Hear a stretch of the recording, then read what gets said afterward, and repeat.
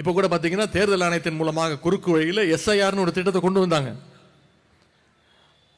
அதோட அபாயத்தையும் எஸ்ஐஆரோட என்னென்ன பாதிப்பு வருதுங்கிறதையும் நம்முடைய முதலமைச்சர் அவர்கள் தான் முதல் எடுத்து கூறினார்.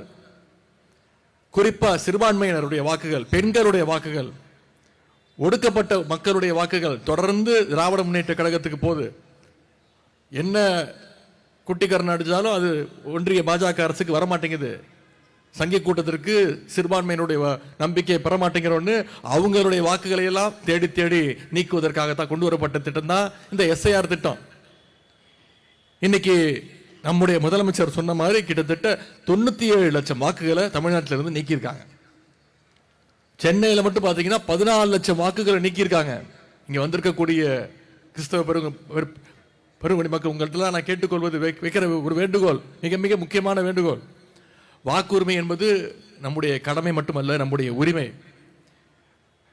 இங்க வந்திருக்கக்கூடிய நீங்க ஒவ்வொருத்தரும் உங்களுடைய வாக்குகள் இருக்கான்னு முதல்ல உறுதி செஞ்சுக்கோங்க.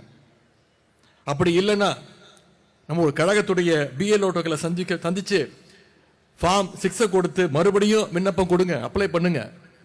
வருகின்ற ஜனவரி 18ஆம் தேதி வரை நிச்சயம் நமக்கு மீண்டும் அதற்கான நேரம் இருக்கு. இதை நீங்க செய்வீங்கன்ற நம்பிக்கை எங்களுக்கு இருக்கிறது.